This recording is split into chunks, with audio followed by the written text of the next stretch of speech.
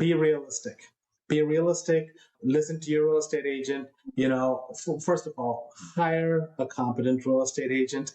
There are a lot of part-timers out there. You have to make sure that you have the right person in your corner. So hire somebody who is plugged in, understands the data, understands the market, and guides you to the best of their ability to get done what you want to accomplish. Whether it's buying a house, whether it's selling a home, have the right person in your corner to help you get to your goal.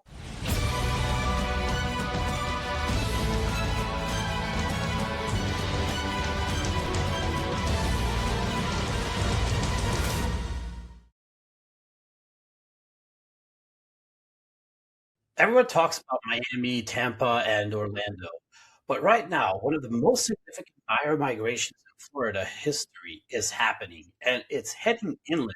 Today, I'm sitting down with a 25-year veteran of the Florida market who has watched this shift build from the ground up. What he's about to tell you about where people are actually moving and why might surprise you.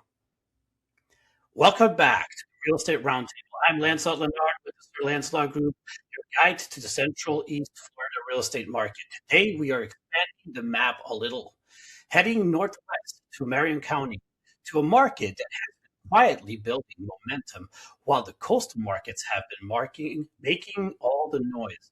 If you've been watching the Florida real estate conversations and wondering where the smart money is looking next, stay right here. Let's go.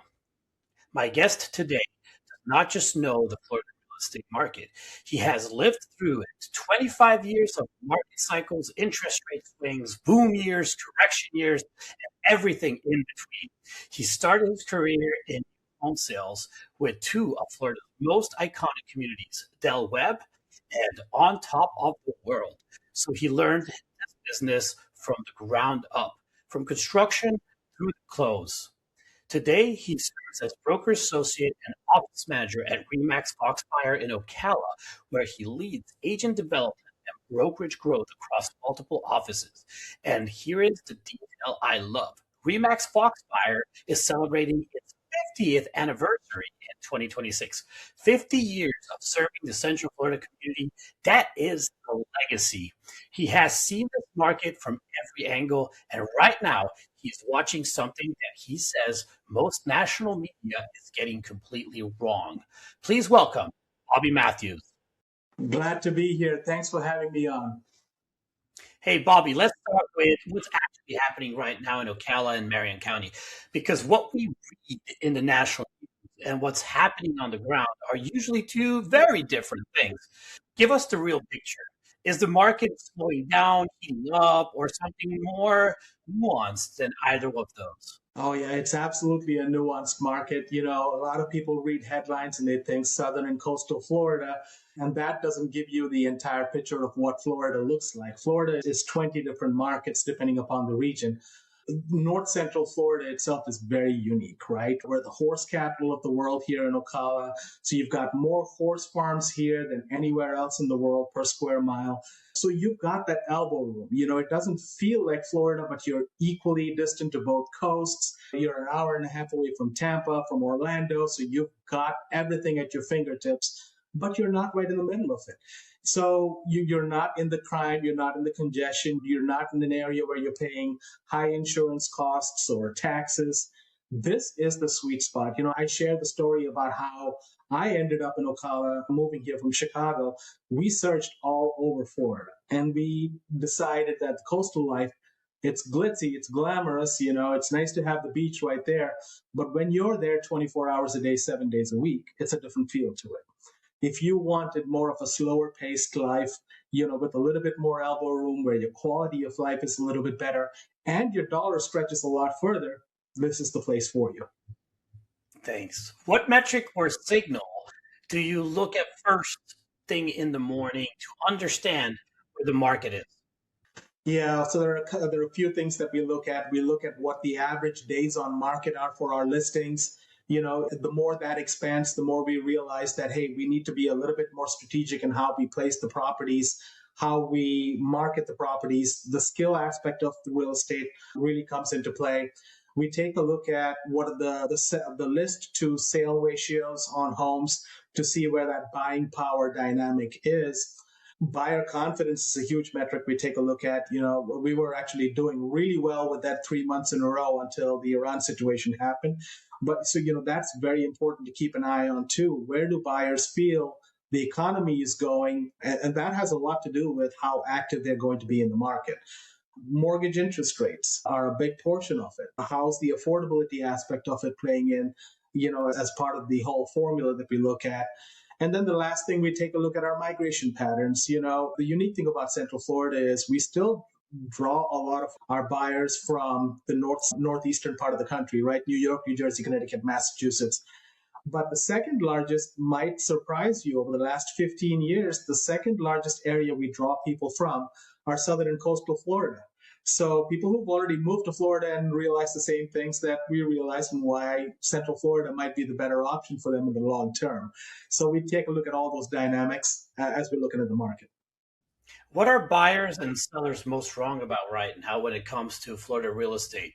What's the biggest misconception you're correcting on a daily basis? It's all about expectations versus reality, whether it's on the buyer side or the seller side. On the seller side, a lot of sellers are still nostalgic about the pandemic area where, you put a home on the market and by lunch you have 20 offers. It's not that market anymore. So setting the right expectations with sellers is important. Pricing the home properly is important.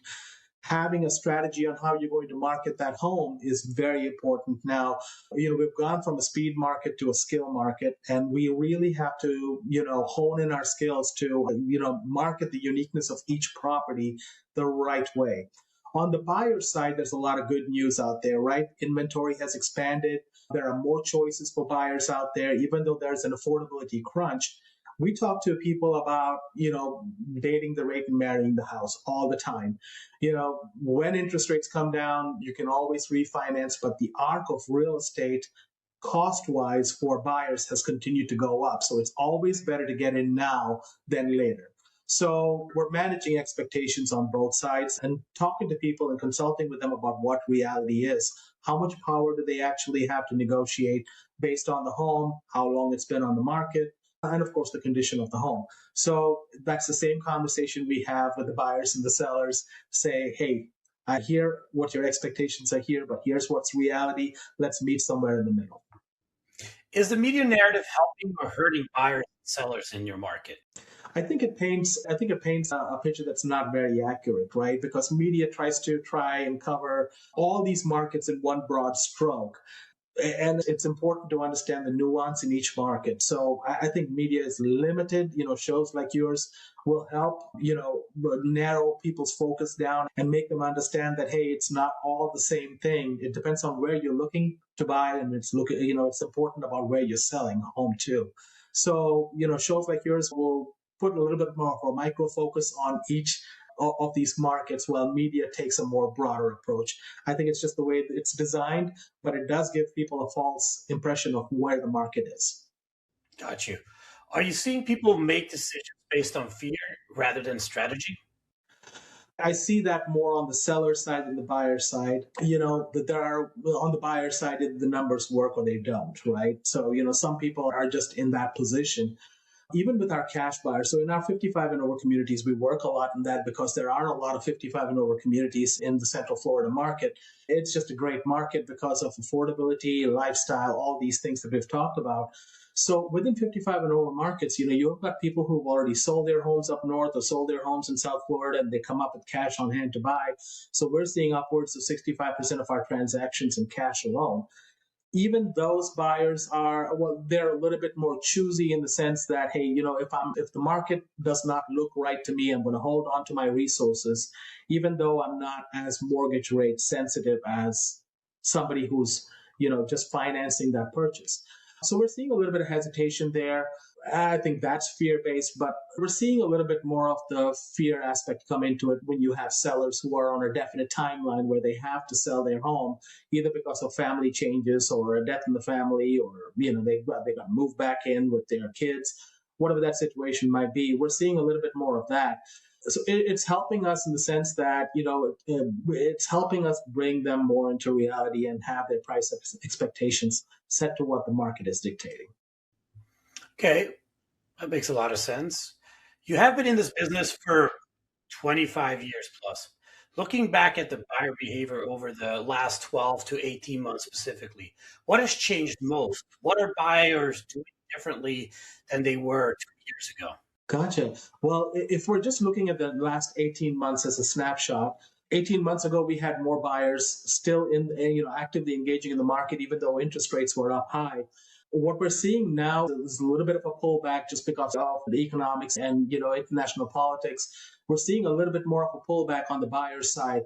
However, as the river of real estate continues to flow, right? People still go through life changes, job changes, and they're still having kids. People are still having kids move away, going to college, so they have to downsize.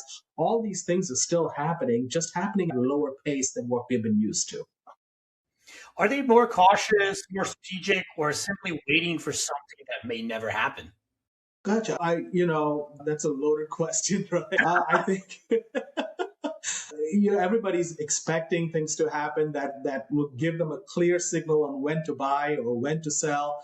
That never happens, right? You cannot time the market. But the good news is you don't have to. You always buy and sell in the same market. So if you're taking a hit on your listing, you're also buying something at a much reduced price. So my advice to my buyers and sellers is don't try and time the market. If you find something that's right for you and your family and your situation, buy the home. And if you need to sell the home, let's set it up the right way, price it the right way, market it the right way, and let's get you moving on to your next chapter of your life. Because, when it comes down to it, the only limited resource we all have is time.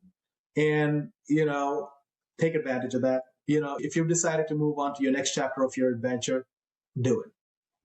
How has the interest rate environment shaped the psychology of buyers in your market?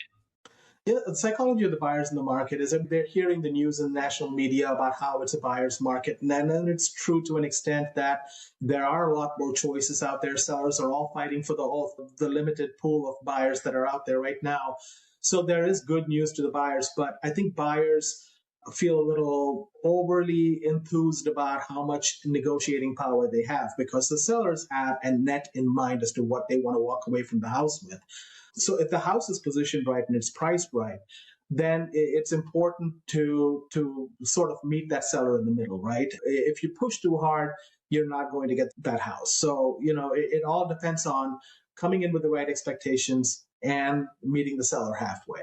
So my advice to buyers is, don't get overly aggressive. Yes, you do have negotiating power nowadays, but use that wisely. Let's talk about the push. What are the biggest pressures driving people away from coastal Florida right now, like Miami, Tampa, Fort Lauderdale, towards markets like Ocala? Yeah, I think, it's taxes, it's insurance, it's congestion, it's the lack of elbow space. Everything is a little bit more congested in South Florida on the coastal areas. Here you have a little bit more room. I think, you have a great balance of lifestyle and Florida living right here in Central Florida. But I think the biggest driver, especially nowadays where there's an affordability crunch, is how far you can stretch your dollar and how much more house you can get for the money in this area. That's been the primary driver and has been for the last 15 years. So, it's amazing to me that the word hasn't quite gotten out there yet because people who already live in Florida understand this, and that's why we're seeing a lot of the people move up this way, We're seeing that in the migration patterns, and it has been very consistent. And which factor is the most decisive? Insurance, cost of living, congestion, or something else?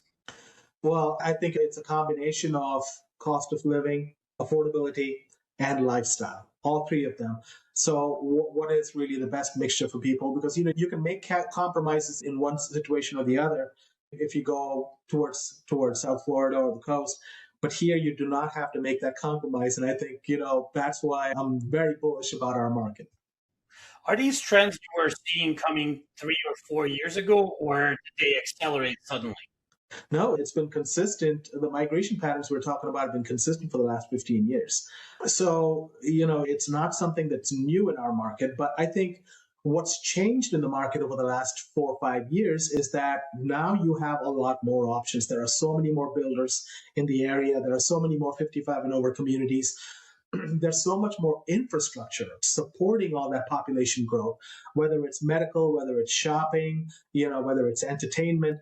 There are so many more options in Central Florida now that you don't feel like you have to give up that sort of culture in order to move here. Let's go deeper on the insurance piece because this is something every Florida homeowner is dealing with. How much are you actually seeing insurance costs influence a buyer's final decision on where to buy? So it depends on which market you're into. If you're into a first-time home buyer's market where, they're really counting pennies to make that mortgage payment work, then it makes a big difference what that insurance factor is when it comes to a total monthly outflow. In our luxury markets, it's not making that much of a difference. So when you're taking a look at, acreage and horse farms or the luxury homes, it's not as big of a factor. It's still, a nice sticker shock. I have people who move up from South Florida. We hook them up with an insurance agent or two, and they get rates, and they're like, this can't be right. I was paying 3 times this down in South Florida. It's like, yeah, welcome to Central Florida. So, in that luxury market, doesn't make as much of a difference, but that first-time home buyer segment, it makes a huge difference. I mean, even just the fact, I used to live in Miami. I told you that earlier. I had my car insurance at $1,200 for 6 months.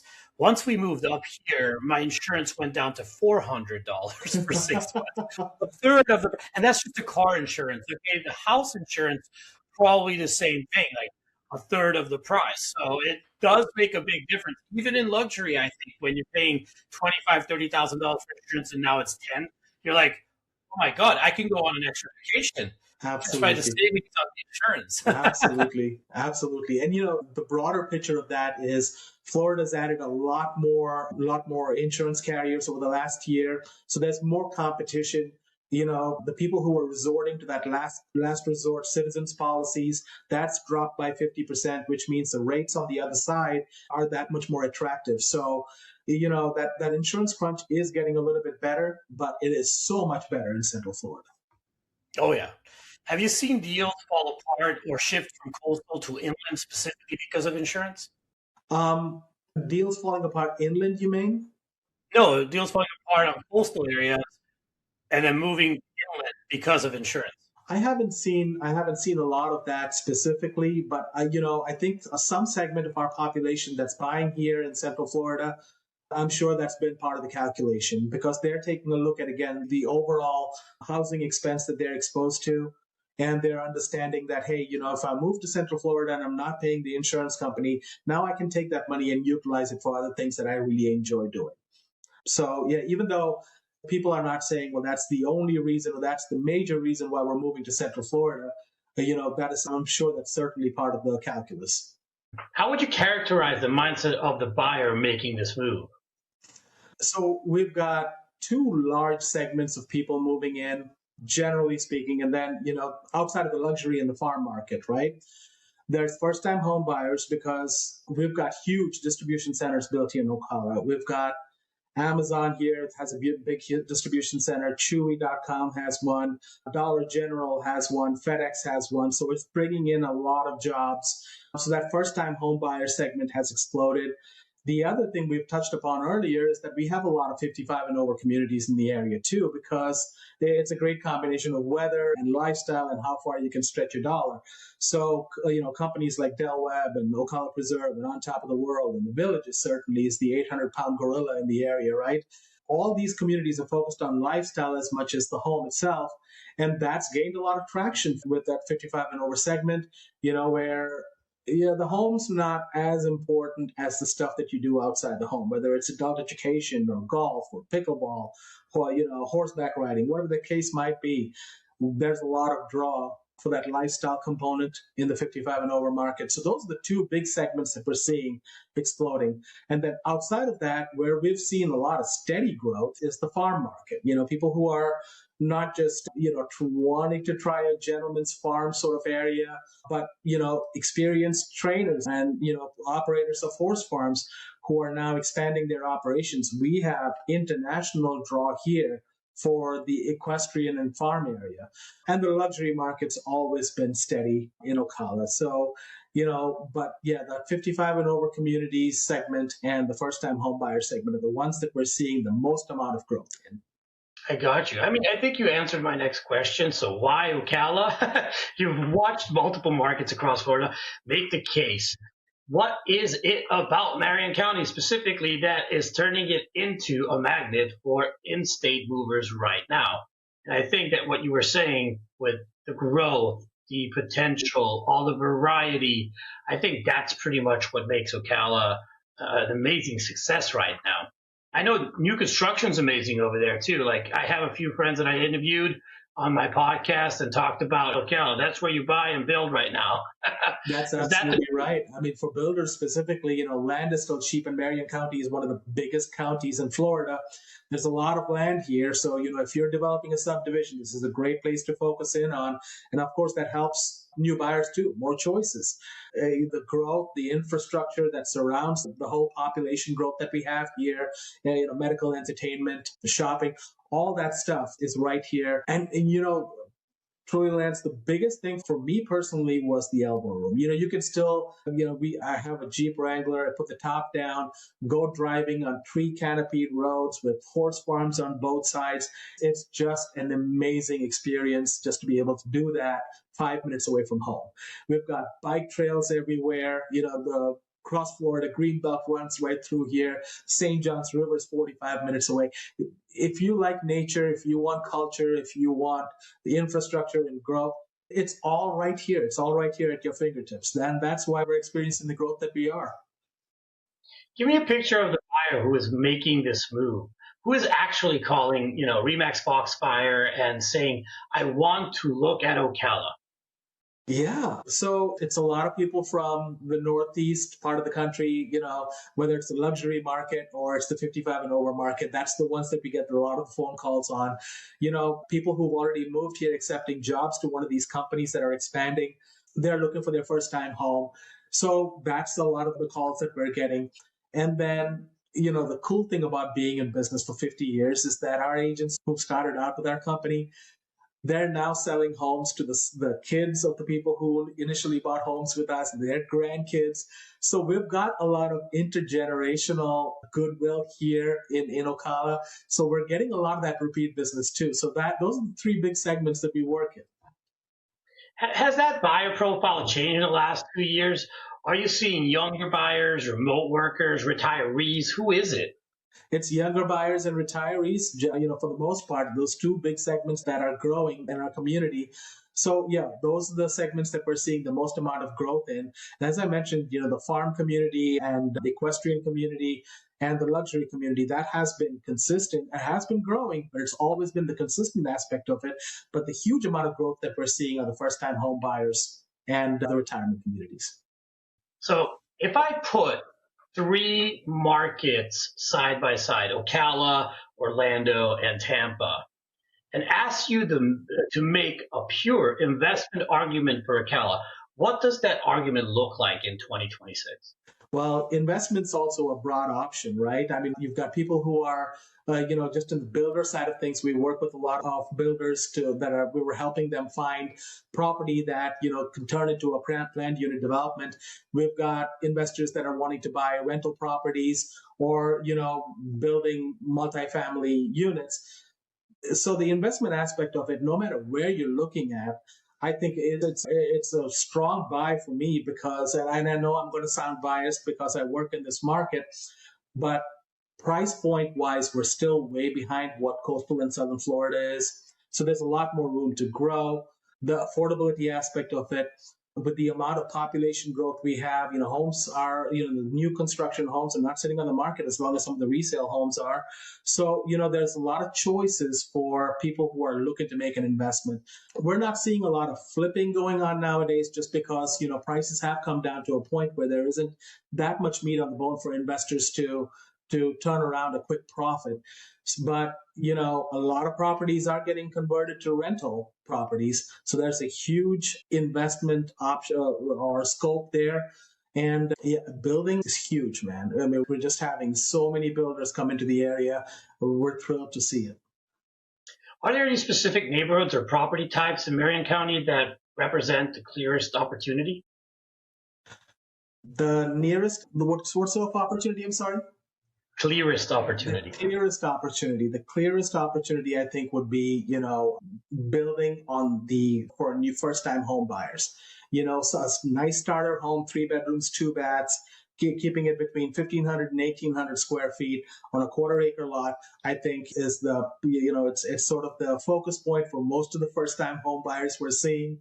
So that sort of development is the clearest opportunity, I think, both on the developer side and the buyer side, just because of the inventory aspect of things. You know, we keep hearing the phrase balanced market. Walk me through what that actually means in practical terms for someone who is trying to buy or sell right now in your market. Is a balanced market good news, bad news, or does it mean you need a different playbook? I think you need a different playbook. So a balanced market basically, I think it's a great thing for the industry as a whole and the economy as a whole, where, where the economy or the real estate market does not favor either the seller or the buyer significantly. We're getting to more of that point now. I mean, inventory rates, we were seeing, we were carrying 6-7 months of inventory previously, which, was very strongly a buyer's market. We're now at a 4.5-month inventory to a 5-month inventory situation where we're getting closer to that balance. And I think that's where we'll see more steady growth. We didn't go through, the peaks and valleys that Southern Florida did, right?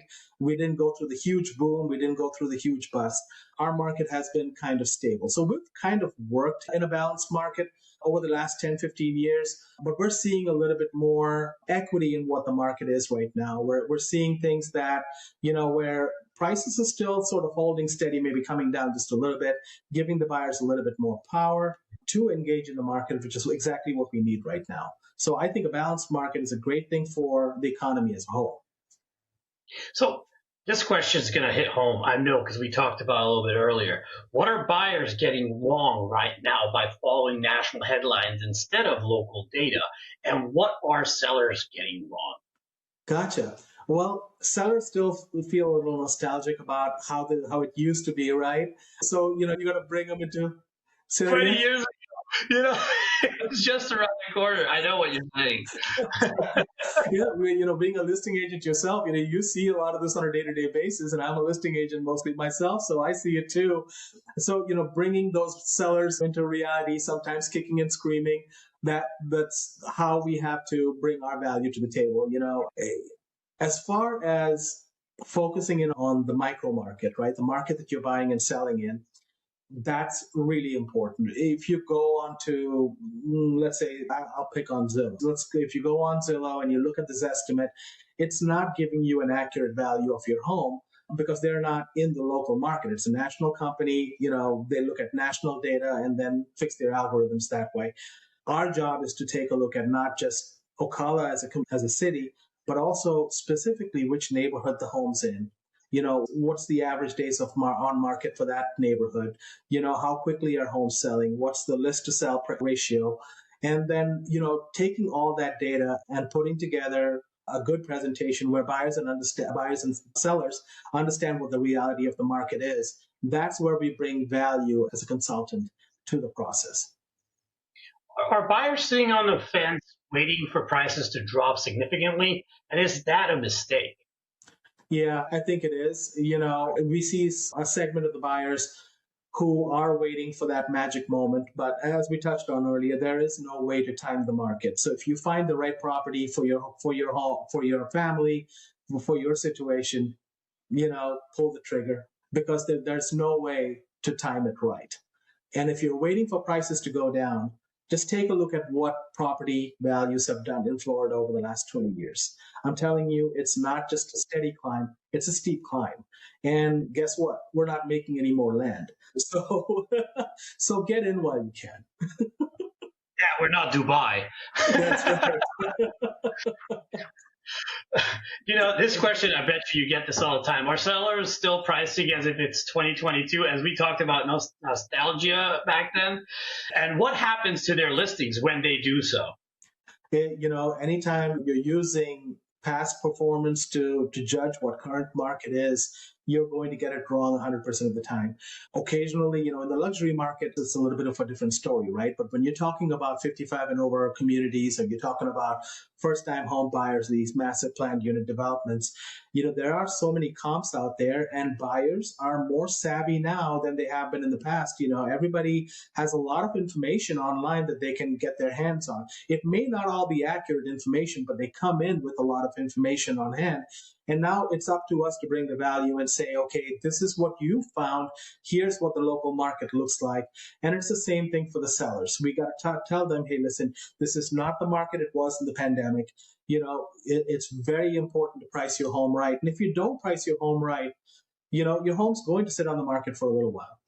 We have some sellers who are just tied into it just because, hey, they've put X amount of money and they've got a net they've got in mind, and they have the affordability of the time to sit down and wait the market out. But it's not a great strategy. It's something we don't recommend. You know what I don't always say it. I recently started saying it since we have AI now. If you don't believe me as your agent, ask your best friend that you've been asking about every single thing, because I know all your questions come from there when you're talking to me, the client. Ask ChatGPT, what if my house is overpriced by 10%? What will that do to it? And it will give you an answer that you will sit on the market for X amount of months, and then you have to lower the price, not by 10, but by 15 to 20% to get it sold. That's correct. You will lose 10% because you don't price it right, because we need to leave negotiation room. That's right. That is the truth. And that's what ChatGPT or any other platform will tell you. So, and I did that to one of my sellers because they were, arguing with me about pricing and everything. It's like, look, here you go. Brr, typed it in. Here you go. This is the answer you were waiting for, because you don't believe me saying it as a human being that's been doing this for 11 years, but you believe a computer. So here you go. Here's the answer from ChatGPT directly, because that's what you believe in now. Hey, I've got a good story about that for you. You might enjoy this. It's a very good friend of mine. We've known each other all our lives. So, he knows that I've been in this business for a while, right? So he comes up to me and we're having a conversation about selling a home for one of his family members. And he says, no, I think you should price it here, Bobby. And, I've sold 5 or 6 homes in my lifetime. I said, oh, that's great. I did that last month. So really, who do you want to pay attention to? Exactly. It's like, I can say that to a friend. It's difficult for me to say it that way to a seller, and I wouldn't want to. But, it's important to give people perspective. This is what I deal with day in and day out. It's not my job to just list your house. It's my job to sell your house. And I know here's where you're going to sell your house. Yeah. That is so true, man. And people don't, it's like, or you're just a real estate. I'm not just a real estate. I do this. I watch the data. I watch the houses go off market, go on market, come back to market. All that stuff. That's what I do every day. Like I'm basically a walking, talking MLS board in a way, and that might not be as detailed as, my AI friends are, but I use the AI friends to help me be more accurate, Absolutely. So I know what to ask it because I'm in the business. If you don't know the right questions to ask, you're not going to get the right answers, right? And that's exactly where experience guides you and I, is that, we've been through it. We know what questions to ask. We know what data to look at, and we understand what's relevant to our markets. And so use our expertise. Use ChatGPT, but use our expertise. Correct. Utilize the tools we're given. It's a good thing. Don't say negative things about it, because I use it day in, day out. I have like 3 or 4 different platforms that I use because they're each good for their own specific things. Correct. And it does help with cutting time down from my day-to-day operations, which then gives me more time to pay attention to my clients and the actual process that a human needs to do, which then gives a better service at the end of the day. That's what we are. We provide a service. What is the one thing most agents are not telling their clients right now that you think they absolutely should? Be realistic. Be realistic. Listen to your real estate agent. First of all, hire a competent real estate agent. There are a lot of part-timers out there. You have to make sure that you have the right person in your corner. So hire somebody who is plugged in, understands the data, understands the market, and guides you to the best of their ability to get done what you want to accomplish, whether it's buying a house, whether it's selling a home. Have the right person in your corner to help you get to your goal. Awesome, man. Bobby, before we get into the long-term outlook, I want to do our Florida deal breakdown, a segment where we get real specific with numbers. Walk me through a typical buyer scenario in your market right now. Let's say someone is coming from Daytona or Tampa. They're looking for a 3-bed, 2-bath, single family home, budget around $350K. What does that look like in Ocala compared to where they're coming from? And what is the full picture of costs, including insurance, property taxes, and HOA? Gotcha. Well, the HOA component varies quite a bit because it depends on the services the community provides also, right? So what's included in the HOA should be a big portion of that calculus there. If you're in a community that includes exterior maintenance, they're paying for, insurance on the structure of the home, they have a community pool, fitness center, all these things kind of factor into it. So if we could put that aside for a minute and just look at the, price per square foot, you're going to get a much better deal here in Central Florida than you would in Southern and Coastal Florida. On top of that, just because the amount of new builders that are in the area and competing with each other, the standard features for all of them have gone up through the roof. So, where it used to be laminate countertops and laminate cabinets and vinyl flooring, that's not the case anymore. Now you've got 18 by 18 tile, that's standard. You've got quartz countertops, you've got stainless steel appliances. So everybody is upping their game. So it's a great time for a buyer to get into the market and take advantage of it. A lot of builders are also offering incentives. They're offering rate buy downs, discounts on homes.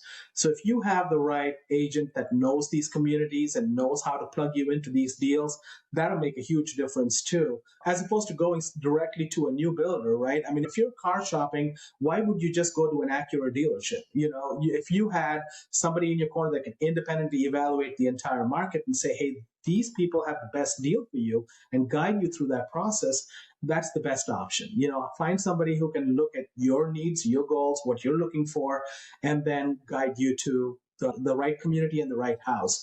But overall, the price difference is so huge depending on, if you're coming up from Tampa, especially, we're getting a lot of buyers coming up from the Claremont area or north of Orlando, where that area is getting so built up that, they just feel that they don't have the elbow room anymore and they're getting priced out of that market, where Central Florida, Ocala area still seems to be very affordable. Gotcha. So you started your career selling new homes in Del Webb and on top of the world in those communities. 55 plus communities are a major part of the Ocala story. What do buyers consistently get wrong about them? That, anybody who buys into a 55 and over neighborhood is just sipping margaritas on their front porch. I love that. Marvell. I'm telling you, it's so different. I have, again, having worked in those communities practically all my real estate career, today's 55 and over market is more active than I am. Okay, I'm not quite there yet, but they're golfing in the morning, they're playing pickleball in the afternoon, they're taking adult education classes, they're meeting up with friends for dinner. I have customers tell me they've been busier now, after they've retired and living in a 55 and over community than they have ever been when they were working. And it kind of makes sense, right? Because if you're not working, you've got all that time now to dedicate to things that you really wanted to do. So, for a 55 and over buyer, I'm going to say, focus in on the lifestyle first. Everybody has a wide variety of homes that you can pick from, but focus on the lifestyle first and what sort of community fits you the best. For example, villages, a huge lifestyle component, right? They've got so many different activities from archery to polo and everything else every other 55 and over community does. But when somebody buys into a community like the villages, there's a segment of people that love living in the middle of Disney World, right? That's what you equate it to. But there's also a segment that says, well, I want all these things. I want the pool, I want the fitness center, I want the golf course, but I want a little bit more elbow room. And that's where people gravitate to, sort of a smaller community like On Top of the World or Stonecrest or Stone Creek with Del Webb, where the lifestyle component's there, but the homes are not as close together and you have less traffic and congestion to deal with. So there's a wide variety. So, 55 and over buyer is not a monolith. So my first advice to a 55 and over buyer is focusing on your lifestyle. We can find you the right community afterwards.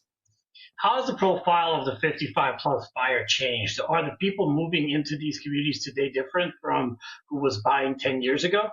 Yeah, I would say so. The communities, these 55 and over communities used to average with the average age was, 65 and up. But now you're seeing the average age much closer to that 55 mark. So people are retiring a little bit earlier, are retiring younger and wanting to do more with their life. So that sort of age shift has already happened. And we're seeing a lot more younger people move into these communities. It's really cool to see. I mean, I love it, man. Do you have any misconceptions about a 55 plus community? No, just that everybody is sort of sedentary, and that's not the case at all. They're so active, they're so vibrant. Is what I tell people is, in a 55 and over community, if you're bored, it's your own fault, or it's your own choice, right? If you want to spend your evening on your back porch looking at the view of the golf course, that's your choice. But you can do as much as you want to do or as little as you want to do. So that's why I keep harping on the whole lifestyle component of things. 25 years in the market business, in the business means you've seen this market in every state. What are the specific indicators you personally watch, not what the news says, but what you look at to understand where the market is heading before most people figure it out? Is it the inventory levels, days on market, price reductions, building permits? What does your personal dashboard look like? My personal dashboard has a lot to do with inventory levels, days on market, what buyer confidence looks like, and the migration patterns. So the migration pattern, you asked about what I'd see before everybody else does. Migration patterns are a lagging indicator for me, so let's leave that out of the equation. But the first three, taking a look at, again, what the inventory levels like, what the days on market's like, what the list to sell ratio is, and how much traction, a particular community is getting as opposed to others, where builders are going in. All these are indicators for me as to where the general area is going. These are the things that I pay attention to. What are those indicators telling you right now about next 12 to 18 months in Central Florida? Great. Well, it's looking really good just because of the amount of growth that we've had here. We're just waiting for the people to now fill that growth in. A lot of the growth over the last 5 years ago, it was catching up to that population growth. And when demand died down or slowed down over the last couple of years, that inventory level continued to grow. So now we're waiting for that population. We've got enough room here for people to come into. The infrastructure is already here. The homes are already here. So I'm seeing a great market for buyers to have a lot of choices and a lot of buying power and a lot of negotiating power. Awesome. Before we wrap up, Remax Foxfire is celebrating 50 years in business this year. Tell us what that means to you personally, what it says about the brokerage, and what's coming next with the expansion towards the villages. Gotcha. Well, it's been really exciting. And, 50 years of traction within a community and having that kind of trust. We mentioned about how different generations of the same customers are now coming back to us for buying and selling purposes. You can't replicate that, right? It's something that you build over a long period of time. There are no shortcuts to it. This is all about relationships. It's all about trust and building that. So, the legacy of the company with Gene starting this company 50 years ago, it's just been incredible. The way he's done business is the way he teaches everybody else to do business. And we just totally buy into it. And it's not just the customer side of it. I mentioned, about how long our agents stay with us, keeping those agents here, keeping them, as part of the family. That's a big deal for us. So as we think about expansion, we don't want to grow just for the sake of growing, right? We want to grow the right way. We want to bring people in who are the right culture fit for us, who understand that, hey, doing business the right way 100% of the time is the only way to do business. And if they can't make that fit, then it's not the right opportunity for us, and we kind of move on. We're thinking about expanding into not just the Villages area, but also into Citrus and Hernando counties, because Suncoast Parkway's expanded out that way. And Tampa General's bringing in a lot of the medical jobs along with it. So that's bringing in a lot of doctors and a lot of the medical professional support staff. So that's a huge growing area. So those are our two areas of focus right now. The villages will continue to grow. It always has. And I think, as much land as they've been purchasing, that's a good area for future growth for us. But Citrus County and Hernando County is another one for us. And we've already got great positioning there. We've got two very good agents out in that area and looking to grow and build an infrastructure around them. That's nice. Next round is the fire round. All right. Quick answers, please. One Florida market outside of Ocala that you think is undervalued right now? Citrus County and Hernando counties. Absolutely undervalued. Biggest mistakes a first-time buyer in Florida makes in 2026? Trying to time the market, and waiting too long. The one thing about the Florida market that would genuinely surprise most people who don't live here. That it's not just one market, that it's 20 different markets. So focus in on the area that you're focused in on and understand that market. All of Florida is not the same. Favorite thing about what RE/MAX Foxfire's support for the human society of Marion County means to the community? This is something that we took a vote on which charity we're going to support this year. So our agent population voted on it, and we are super thrilled to support the Marion County Humane Society. We're really looking forward to all the fun stuff we're going to be doing this year for them. If you had to buy one property in Ocala right now with your own money, what type of property and what neighborhood would you choose? Multifamily, and I would buy it anywhere. Northeast is the area where Chewy and Amazon and FedEx are. So that's bringing in a lot of jobs. So I'd buy a property that an investment income producing property on the Northeast side.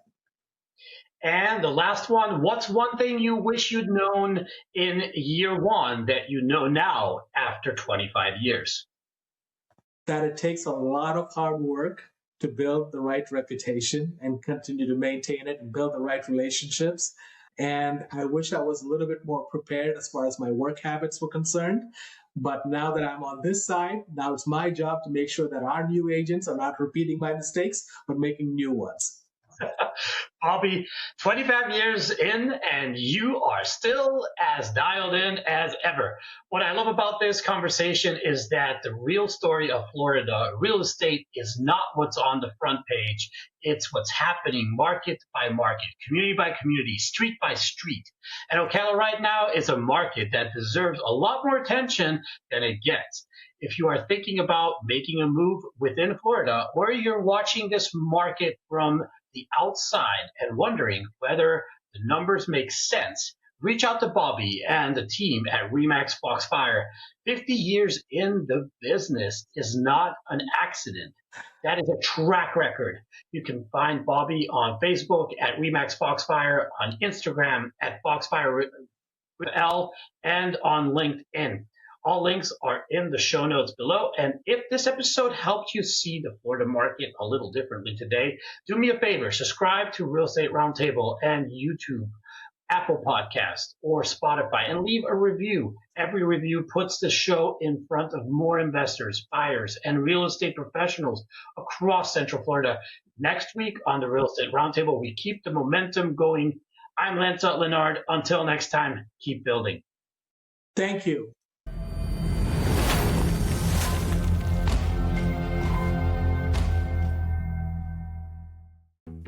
Thank you for joining us on Sir Lancelot's Real Estate Roundtable, where we've unveiled the mysteries of real estate together. Remember, in this kingdom of possibilities, every dream home is just a discussion away. I can help your real estate dreams come true. Just call me at 786-449-7518. Until our next roundtable, may your ventures be prosperous and your homes be filled with love and joy. Farewell, fellow knights of real estate.